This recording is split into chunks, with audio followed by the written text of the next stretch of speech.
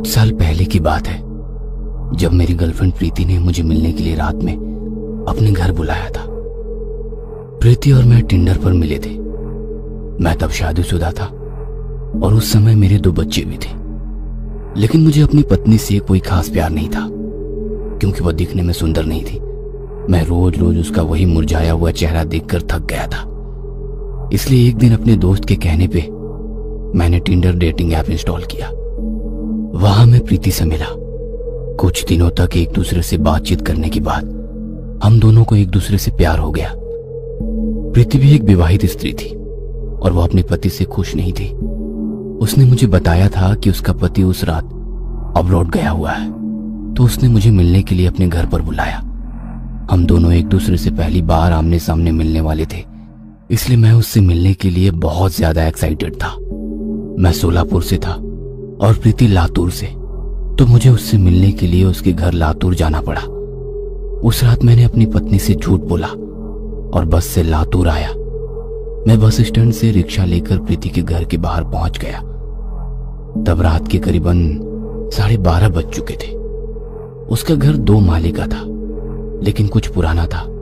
घर का रंग उड़ गया था। बहुत साल से शायद उसमें पेंट नहीं किया गया था। मैं गेट खोलकर अंदर गया और दरवाजे की घंटी बजाई। कुछ ही देर में उसने दरवाजा खोला। मैं उसे देखकर बहुत खुश हुआ, क्योंकि मैं पहली बार उसे अपनी आंखों के सामने देख रहा था। उसने मुझे लिविंग रूम में सोफे पर बिठाया और बोली, तुम सिर्फ 2 मिनट रुको, मैं तुम्हारे लिए कॉफी लेकर आती हूँ। उसने मुझसे कहा और वो किचन की तरफ कॉफी बनाने के लिए चली गई। समय बिताने के लिए मैंने अपना मोबाइल अपनी जेब से निकाला और उसमें डरावनी कहानियां देखने लगा। लेकिन तभी मैंने अपने पीछे किसी के पैरों की आवाज सुनी। मैंने जल्दी से पीछे मुड़कर देखा तो एक आदमी, जो कि लगभग मेरी ही उम्र का था, वो हाथ में रस्सी लेकर सीढ़ियों से भागकर दूसरी मंजिल की एक कमरे में घुस गया। तब मेरे मन में सवाल आया कि ये आदमी कौन होगा, क्योंकि प्रीति ने मुझे बताया था कि वह उस दिन घर पर बिल्कुल अकेली है। उसका पति काम के सिलसिले में अब्रॉड गया हुआ है और उसके घर पर कोई नौकर भी नहीं है। तो मुझे लगा कि कुछ तो गड़बड़ है। प्रीति, क्या हम दोनों के अलावा घर में कोई और है? मैंने लिविंग रूम से प्रीति को ऊंची आवाज देकर पूछा। नहीं तो, सिर्फ हम दोनों हैं। वो किचन से चिल्लाकर बोली। मुझे पता चल गया था कि दाल में कुछ तो काला है और वो आदमी घर में चुपचाप घुस गया है। मुझे लगा कि वो आदमी चोरी करने के इरादे से घर में घुस आया है। मुझे लगा कि प्रीति को अभी ये बात बताना सही नहीं होगा, क्योंकि वो घबरा जाएगी और पैनिक करेगी, और मैं तब पुलिस को कॉल भी नहीं कर सकता था, क्योंकि मैं अफेयर के चलते उस घर में गया हुआ था। तो मैंने उसे अकेले ही पकड़कर उस घर से बाहर निकालने का फैसला किया। मेरी जेब में एक छोटा सा कटर था, लेकिन वो आदमी से लड़ने के लिए काफी नहीं था। तो मैंने चारों ओर देखा। तभी शोकेस में मुझे एक हॉकी स्टिक दिखी। मैंने उसे उठाया और सीढ़ियों से होकर उसी बेडरूम के बाहर जाकर खड़ा हो गया, जिसमें वो आदमी छिपा था। कौन है? कौन है अंदर? मैंने बाहर से पूछा, लेकिन अंदर से वो आदमी कुछ भी नहीं बोला। देखो, मुझे पता है कि तुम अंदर हो। अगर तुम बाहर नहीं आए तो तुम्हारे लिए अच्छा नहीं होगा। मैं बाहर से गुस्से में बोला, लेकिन अंदर से कोई भी जवाब नहीं आया। तो मैं गुस्से से लाल हो गया और गुस्से में आकर मैंने उस बेडरूम के दरवाजे पर दे लात मारी। तभी दरवाजा खुल गया। मैं चिल्लाते हुए हाथ में हॉकी स्टिक पकड़े हुए उस कमरे में घुस गया, और जैसे ही मैं उस बेडरूम में घुसा, मेरे पैरों तले जमीन खिसक गई और डर के मारे मेरे पसीने छूट गए, क्योंकि मैंने उस आदमी को फांसी पर लटका देखा। उसने छत पर लगे पंखे से खुद को लटकाकर खुदकुशी कर ली थी। प्रीति! उसकी डेड बॉडी देखकर मैं जोर से चिल्लाया और मैं किचन की तरफ भाग गया। अरे क्या हुआ? तुम इतने घबराए हुए क्यों हो? उसने मुझसे पूछा। ऊपर एक बेडरूम में किसी आदमी ने फांसी लगाकर खुदकुशी कर ली है। कौन सा आदमी? उसने मुझसे पूछा। मुझे नहीं पता, लेकिन उसकी डेड बॉडी उस बेडरूम के पंखे से लटक रही है। मैंने उससे कहा, लेकिन उसे मेरी बात पर बिल्कुल भी विश्वास नहीं हो रहा था। तो मैं प्रीति को उस बेडरूम के बाहर ले गया। उस बेडरूम में जाने की मेरी बिल्कुल भी हिम्मत नहीं हो रही थी, इसलिए मैंने प्रीति को उस बेडरूम में झांक कर देखने के लिए कहा। प्रीति ने उस बेडरूम में झांक कर देखा और मुझे बोली, कहाँ है लाश? ये सुनकर मैं चौंक गया। क्या कहाँ है? अरे तुम्हें इतनी बड़ी लाश नहीं दिख रही है क्या? अरे अंदर तो कुछ भी नहीं है। अरे ध्यान से देखो, उसकी लाश पंखे से लटकी हुई है। तभी उसने मुझे उस कमरे में खींच लिया और मैंने देखा कि कुछ देर पहले पंखे से लटकी हुई लाश अब गायब हो गई थी। ये देखकर मैं बहुत ज्यादा चौंक गया था। मुझे समझ नहीं आ रहा था कि वो लाश इतनी जल्दी कहाँ गई। प्रीति मेरा विश्वास करो, सच में उस आदमी की लाश इसी पंखे से लटकी हुई थी। मैंने पंखे की ओर इशारा करते हुए कहा। कहाँ है लाश? मुझे नहीं पता, लेकिन कुछ समय पहले वो इसी पंखे से लटकी हुई थी। उसकी आंखें बाहर आई हुई थी और उसकी जुबान मुंह से बाहर लटक रही थी। तुम अभी ट्रैवल करके आए हो ना, इसलिए थक गए होंगे, तुम्हें वहम हुआ होगा। पर सच में मैं इस पंखे से उस आदमी को लटकते हुए देखा था। मैंने फिर भी उससे कहा, क्योंकि मैं श्योर था कि कुछ देर पहले पंखे से लाश लटक रही थी। तुम बैठ जाओ यार, यहाँ कोई लाश वाश नहीं है, ये सिर्फ तुम्हारा वहम है। मैं बिस्तर पर बैठ गया। मैं तुम्हारे लिए कॉफी लाती हूँ।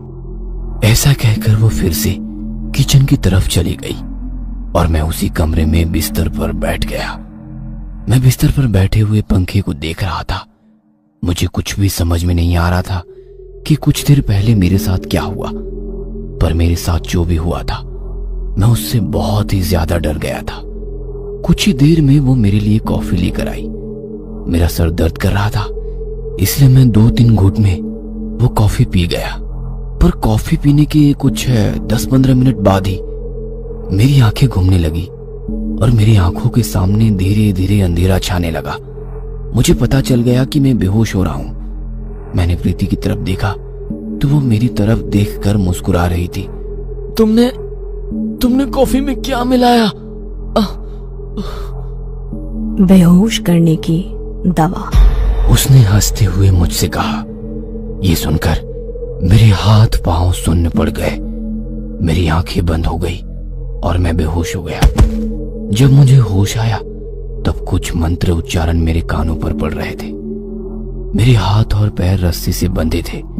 मैंने अपनी आंखें खोली और मैंने जो अपनी आंखों के सामने देखा वो देखकर मेरे पैरों तले जमीन खिसक गई।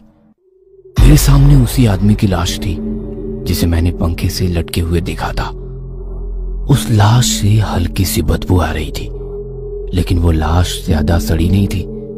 उस लाश को देखकर ऐसा लग रहा था कि वो लाश कई दिनों से फ्रीजर में रखी गई थी, क्योंकि उसके ऊपर मुझे कुछ बर्फ की परत दिखाई दी थी। मैंने मंत्रों का जाप करने वाले की तरफ देखा और मेरी आंखें फटी की फटी रह गई, क्योंकि वो खुद प्रीति थी। उसने मेरे सामने किसी तरह की पूजा लगाई हुई थी। उसने हरे रंग की साड़ी पहनी हुई थी जिसके माथे पर एक बड़ी सी कुमकुम की बिंदी थी। वो जोर जोर से मंत्रों का जाप करते हुए अग्नि में समिधा डाल रही थी। प्रीति, तुमने मुझे बांध कर क्यों रखा है? और तुम ये क्या कर रही हो? और ये लाश, ये किसकी है? असल में हुआ ये था, जब मैंने प्रीति के बगल में चाकू देखा था तभी मैं समझ गया था कि वो मेरी बलि देने वाली है। इसलिए जब प्रीति मंत्र का जाप करने में लगी हुई थी तभी मैंने अपनी पिछली जेब में से कटर बाहर निकाला और अपने हाथ से बंधी रस्सी को काटना शुरू कर दिया। और मैं जानबूझकर प्रीति के सामने गिड़गिड़ा रहा था ताकि वह मुझ पर शक ना करे और मुझे अनदेखा करे। और ठीक वैसा ही हुआ।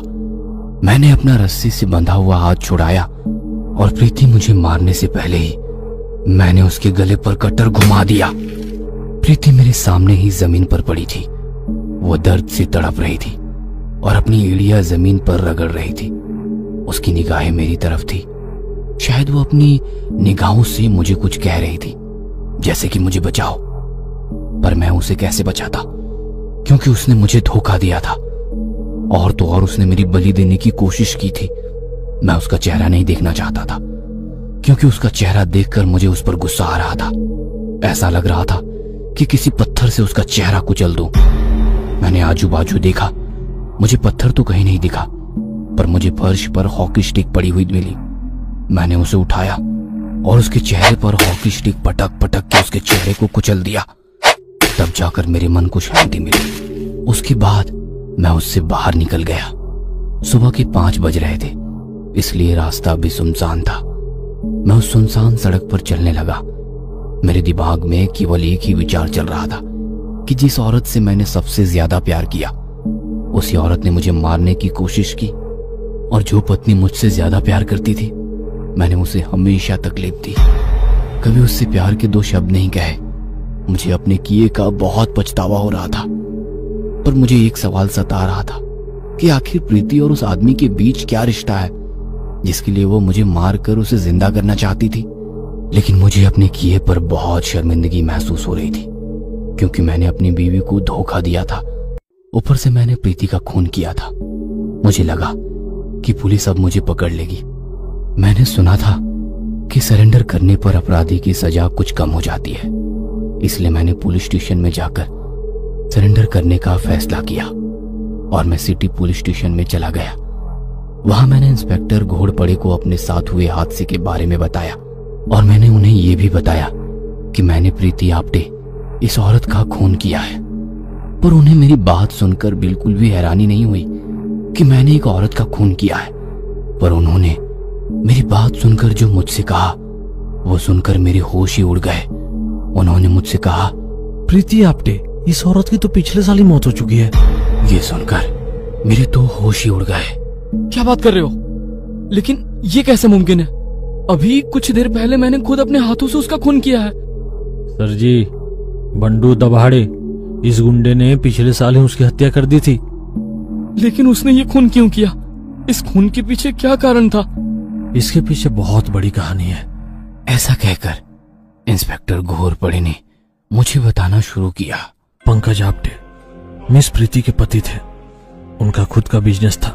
उन्होंने बहुत ही कम उम्र में बड़ी सफलता हासिल की थी, लेकिन किसी कारण से उन्हें व्यापार में भारी नुकसान हुआ और वे कर्जे में डूब गए। कर्जे के कारण उनका सब कुछ नीलाम हो गया। उनके पास सिर्फ वो पुराना घर रह गया था।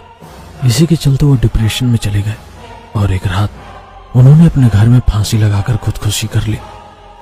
जब प्रीति सुबह उठी तो उसने अपने पति को फांसी पर लटका देखा। पंकज की मौत हो चुकी थी। पंकज के सिवा उसका इस दुनिया में कोई नहीं था, क्योंकि वे दोनों अनाथ थे। वे एक ही अनाथालय में एक साथ बड़े हुए थे। प्रीति पंकज से बहुत प्यार करती थी, इसलिए उसने पंकज को वापस जिंदा करने का फैसला किया और इसके लिए प्रीति कुछ भी करने को तैयार थी। प्रीति ने पंकज की मौत की खबर को दुनिया से छिपाया और सभी को बताया कि वह घर से भाग गया है, लेकिन वास्तव में उसने पंकज की लाश फ्रीजर में छिपा दी थी ताकि वह सड़ न सके। हमें उस घर में बहुत सारी काली जादू की किताबें मिली। उनमें से एक किताब में यह लिखा था कि यदि आप एक मरे हुए आदमी को वापस लाना चाहते हैं तो आपको 3 पुरुषों की बलि देनी होगी और उस लाश को बलि दी गए आदमी का गर्म खून पिलाना होगा। तीसरा बलि देते ही मृत व्यक्ति जीवित हो जाएगा। वह किताब शायद मिस प्रीति ने पढ़ ली थी, इसलिए उन्होंने पंकज को जिंदा करने के लिए 3 पुरुषों की बलि देने का फैसला किया। उसके लिए उन्होंने पुरुषों को धोखे से फंसाना शुरू किया।